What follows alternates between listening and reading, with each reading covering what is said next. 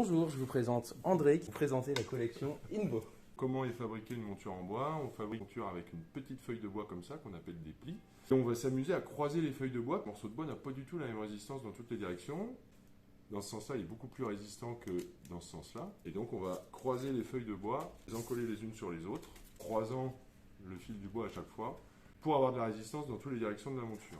Une monture qui est aussi solide dans ce sens-là que dans ce sens-là. Quand on a encollé toutes ces petites feuilles de bois, on arrive à cette petite chose-là, appelle-nous un patatoïde, laquelle on est capable de découper n'importe quelle forme de n'importe quelle taille, dans toutes les couleurs qu'on va proposer.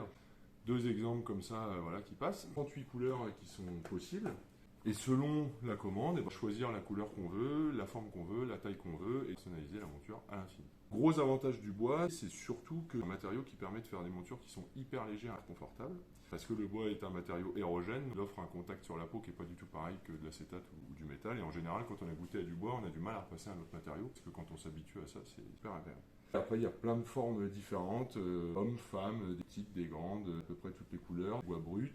On essaye surtout de travailler avec des bois de pays et des bois locaux, venir chauffer le bois pour lui donner des couleurs différentes. Donc le chêne à l'état naturel a cette couleur-là, une couleur miel, trop claire pour porter sur la peau directement. Si on chauffe ce morceau de bois-là, on va obtenir une couleur qui est plus teintée, qui va contraster un peu plus, qui va être un peu plus présente. Si on chauffe plus fort et plus longtemps, vraiment une couleur beaucoup plus sombre qui va marquer beaucoup plus sur le visage.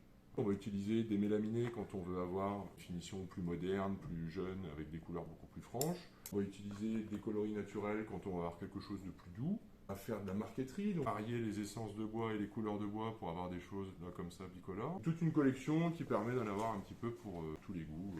Voilà. Qu'est-ce que la collection Strato? Est fabriquée un peu différemment, où là on s'est amusé à incorporer des feuilles de bois colorées à l'intérieur de la monture. Et ensuite, on vient faire un déforçage, c'est-à-dire qu'on vient usiner la matière à mi-épaisseur, et ça permet de jouer sur le côté bicolore.